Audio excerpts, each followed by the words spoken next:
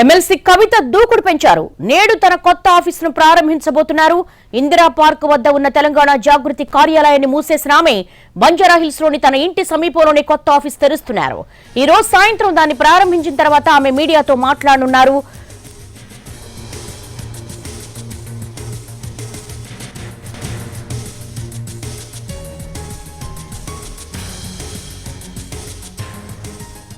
MLC కవిత దూకుడు పెంచారు. నేడు తన కొత్త ఆఫీసును ప్రారంభించబోతున్నారు. దీనికి సంబంధించి మా ప్రతినిధి సతీష్ గారికి మరిన్ని వివరాలు తెలుసుకుందాం. సతీష్.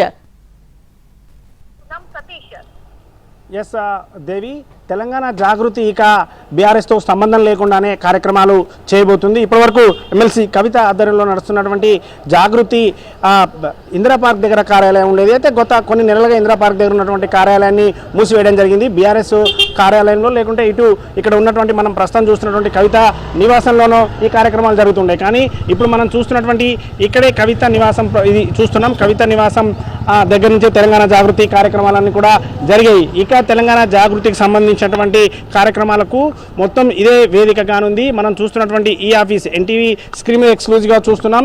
ఈ ఆఫీస్ దగ్గర నుంచే పూర్తిగా కార్యక్రమాలు మొత్తం కూడా జరగబోతున్నాయి. తెలంగాణ జాగృతికి సంబంధించినటువంటి ఈ కార్యాలయాన్ని ఈరోజు సాయంత్రం 4 గంటలకు ఎమ్మెల్సీ కవిత ప్రారంభించబోతున్నారు. కార్యాలయం ప్రారంభించిన తర్వాత వెంటనే ఇక్కడి నుంచి ఆమె మొదటి మీడియా సమావేశం కూడా నిర్వహించబోతున్నారు. మొదటి మీడియా సమావేశంలో ప్రధానంగా ఆమె ఏదైతే చిట్చాట్లో కొన్ని బీఆర్ఎస్ పార్టీకి సంబంధించి కొన్ని కామెంట్స్ చేశారు. ఇటు బీఆర్ఎస్ కేసీఆర్కి కాళేశ్వరం కమిషన్ నుంచి నోటీసులు వచ్చినటువంటి సమయంలో బీఆర్ఎస్ నుంచి ఎలాంటి కార్యక్రమాలు కూడా చేపట్టలేదు.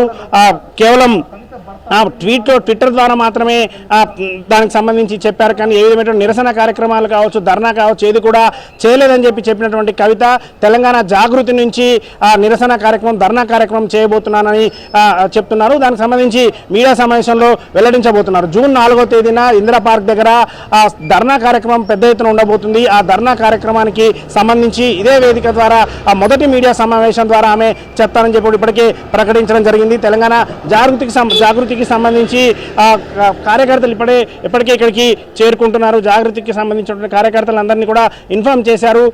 ఇప్పటి వరకు అంటే కవిత గతం నుంచి కూడా అంటే ఎన్నికల్లో ఓడిపోయిన తర్వాత బీఆర్ఎస్ పార్టీ అధికారంలోకి రాకుండా ఉన్న తర్వాత ఇక్కడ ఆమె ఇంటి దగ్గర నుంచే కార్యక్రమాలు నిర్వహిస్తూ వస్తూ ఉండేది. జైలు నుంచి వచ్చిన తర్వాత కూడా ఇక్కడ నుంచే కార్యక్రమాలు నిర్వహిస్తూ వస్తూ ఉండేది. కానీ ఇక్కడ కొంత ఇబ్బంది అవుతుంది, పెద్ద ఎత్తున కార్యక్రమాలు నిర్వహించాలి, అందుకోసం అని చెప్పి జాగృతి కార్యాలయం ఓపెన్ చేస్తానని కూడా కవిత చెప్పారు. అయితే ఇప్పుడు జాగృతి కార్యాలయం ప్రత్యేకంగా ఓపెన్ చేయడం పై బీఆర్ఎస్ నేతల్లో అయితే ఒక ఆందోళన కనిపిస్తుంది. ఎందుకంటే తెలంగాణ జాగృతి ఇప్పుడు ఒక బీఆర్ఎస్తో కలిపి కార్యక్రమాలు చేస్తూ ఉండేది. కానీ ఇప్పుడు సొంతంగా కార్యక్రమాలు చేస్తుంది ఈ తెలంగాణ జాగృతి కార్యాలయం. ప్రస్తుతానికైతే తెలంగాణ జాగృతి కార్యాలయంగానే వెళ్తుంది. కానీ భవిష్యత్తులో ఏమవుతుంది ఇక్కడ నుంచి జాగృతి నుంచి అంటే బీఆర్ఎస్ పార్టీ ఎమ్మెల్సీగా కొనసాగుతున్నటువంటి కవిత ఆమె సొంతంగా ఉన్నటువంటి ఏదైతే సంస్థ ఉందో తెలంగాణ జాగృతి సంస్థనే హైలైట్ చేస్తూ వెళ్తున్నారు. కాబట్టి భవిష్యత్తులో కొత్త పార్టీ అవ్వబోతుందా, లేకుంటే జాగృతి కార్యక్రమాలు ఎలా ఉండబోతున్నాయి, ఒకవేళ కొత్త పార్టీ అయితే ఆ కార్యాలయం కూడా ఇక్కడి నుంచే ఉండబోతుందా అనేది అయితే మొత్తం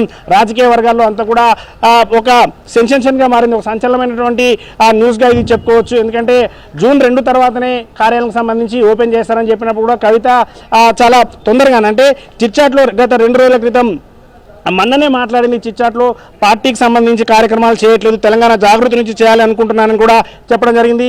ఆమె చెప్పినటువంటి నెక్స్ట్ డేనే ఒక రోజు తర్వాతనే కార్యాలయం తీసుకోవడం కావచ్చు. గతంలో ఇక్కడ వేరే కంపెనీకి సంబంధించినటువంటి కార్యాలయం ఉండేది. కానీ ఇప్పుడు ఆమె ప్రత్యేకంగా ఈ కార్యాలయం 3 అంతస్తులుగా ఉన్నటువంటి అంటే G+2గా ఉన్నటువంటి ఇక్కడ కార్యక్రమాలు చేయబోతున్నారు. కింద గ్రౌండ్ ఫ్లోర్లో మొత్తం వచ్చినటువంటి కార్యకర్తలు కూర్చోవడానికి పూర్తి స్థాయిలో ఏర్పాట్లు చేయడం జరిగింది.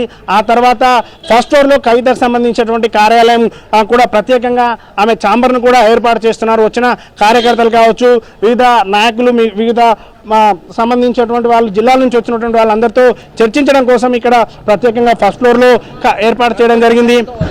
దాంతోపాటు సెకండ్ ఫ్లోర్లో కూడా కొన్ని రూమ్స్ కూడా ఉన్నాయంటే వచ్చినటువంటి కార్యకర్తలకి ఎలాంటి ఇబ్బంది లేకుండా ఉండే విధంగా కాన్ఫరెన్స్ జరిగే విధంగా కూడా కాన్ఫరెన్స్ హాల్ కూడా సెకండ్ ఫ్లోర్లో ఉంది.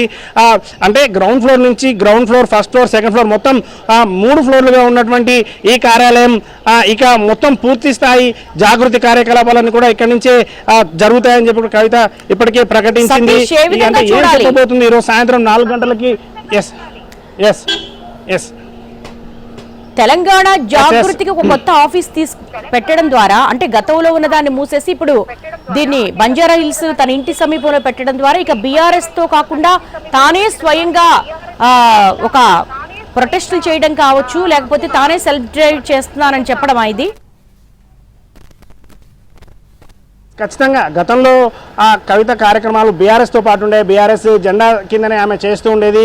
తెలంగాణ జాగృతికి సంబంధించి ఉన్నప్పటికీ కూడా ప్రత్యేకమైన ఉన్నా సరే తెలంగాణ జాగృతి ప్రత్యేకంగా ఉన్నప్పటికీ బీఆర్ఎస్ జెండా కిందనే చేసేది. కానీ ఇప్పుడు మాత్రం బీఆర్ఎస్ లేకుండానే కేవలం తెలంగాణ జాగృతి ద్వారానే కార్యక్రమాలు చేసేందుకు ఆమె కార్యక్రమాలు చేస్తుంది. ఓవరాల్గా చూస్తే మరికొద్దిసేపట్లో అంటే 4 గంటలకి కార్యాలయం ప్రారంభం అవుతుంది. 4 గంటలకు ప్రారంభం తర్వాత ఎమ్మెల్సీ కవిత మొదటి మీడియా సమావేశం నిర్వహించబోతున్నారు.